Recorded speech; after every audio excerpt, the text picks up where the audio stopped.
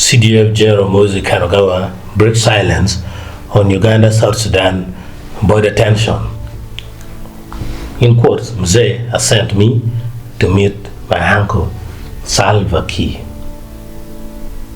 General Muhoozi is senior political advisor for special operations and former commander of the UPDF land forces, has spoken out publicly for the first time regarding growing tensions along the Uganda-South Sudan border.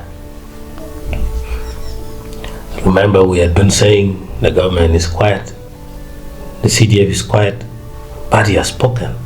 In a post made on X, formerly Twitter, Muhoozi wrote, "On South Sudan, it is wrong and treacherous to accuse UPDF of anything nefarious. Muhoozi has sent me to meet my uncle, Afande Salva Kiir, soon. I will go and meet my boss in Juba and we shall resolve the issues." His post comes after several weeks of escalating rhetoric and localized confrontations near the Uganda-South Sudan frontier, particularly in areas around the Kajukeji in South Sudan and Moyo and Yume in Uganda. There have been accusations from South Sudanese political and local leaders and even civilians alleging that the Uganda People's Defense Forces, UPDF, have encroached into their territory, claims Uganda has firmly denied. Diplomacy through kinship and command. Let me get into that. Muhoozi's statement signals a deliberate diplomatic approach, rooted in a blend of personal, military, and political relationship. Referring to President Museveni as Mzee and President Salva Kiir as uncle reflects the informal yet powerful personal diplomacy often used in East Africa and African culture, particularly in security matters. His intention to visit Juba can be interpreted as a back-channel engagement, drawing on military ties and shared liberation histories rather than formal diplomatic routes. Definitely. Uganda and South Sudan maintain generally cordial state-to-state relations, but the lack of a clearly beacon international boundary in some sections, combined with the movement of pastoral communities and returnees, continues to complicate peace in the border areas. Let's look at the legal and geopolitical context. A fluid frontier, which is something that I can see. The Uganda-South Sudan boundary is a colonial era legacy, broadly defined in maps from British administration in the early 20th century, but never fully demarcated on the ground. This situation is not unique to Uganda and South Sudan. Many African borders are de facto lines drawn with limited regard to ethnic, economic, or geographical realities. International law offers limited remedies when borders remain undefined on the ground, and the principle of uti possidetis juris, widely accepted in African international legal practice.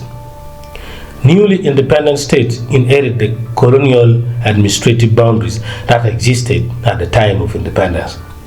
However, in cases like this, where those boundaries were never properly surveyed or beaconed, both countries must rely on bilateral mechanisms and mutual goodwill. In 2009, the African Union launched the African Union Border Program, that is AUBP, to assist countries like Uganda and South Sudan in addressing such disputes. While Uganda has participated in some AU demarcation efforts, South Sudan's protracted internal conflicts have slowed progress on its side. UPDF's role and denials of incursions. Let's take a look at that one also. The UPDF maintains a strong presence in northern Uganda, particularly in border districts like Moyo, Yume, and Lamore. In recent months, military operations in these areas have largely focused on issues such as controlling cattle rustling from Karamoja and across the South Sudan border. Secondly, monitoring illegal arms flowing and human trafficking, like in the case where Daily Monitor reported Okuma, which we shared on this channel, Okuma from Lera and another counterpart who were arrested in Lamour. Then supporting wildlife protection after elephants crossed into a Abim district. We already published that one via Chris Magezi. There is no official evidence to suggest the UPDF has made any deliberate incursions into South Sudanese territory. In fact, Uganda's defense ministry has previously emphasized its respect for South Sudan's sovereignty and called for technical cooperation on border demarcation. Now, let's get into the analysis. Why this statement matters for Muhoozi. Muhoozi's post is significant for several reasons. The first one is it signals a direct presidential directive, indicating that President Museveni is closely monitoring the situation and has chosen a military envoy, not a diplomat, to take the first step in calming tensions.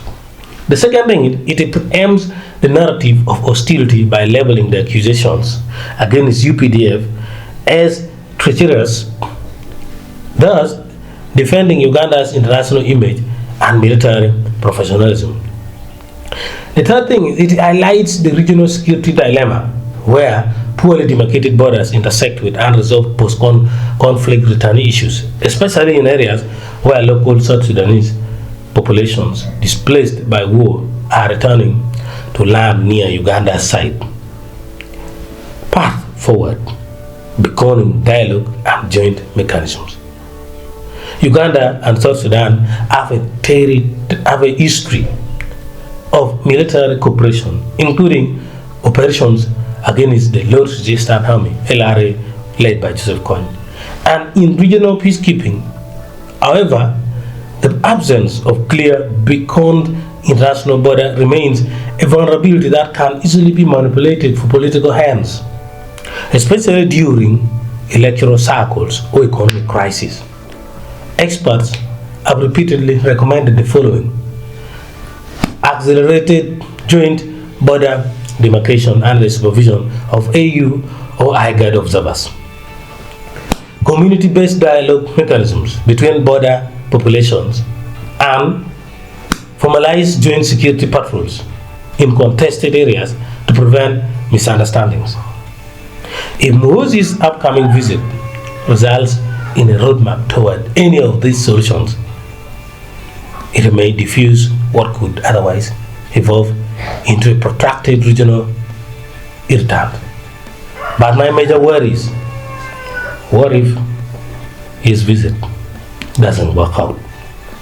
In conclusion, while the border dispute has triggered localized fears, Muhoozi's intervention, backed by both his military authority and family-level diplomacy, offers a chance for cooler heads to prevail. However, long-term peace will depend not just on high-level visits, but on technical border work, respect for local populations, and avoidance of militarized rhetoric on both sides. Respect local populations. That is the plea. Thank you.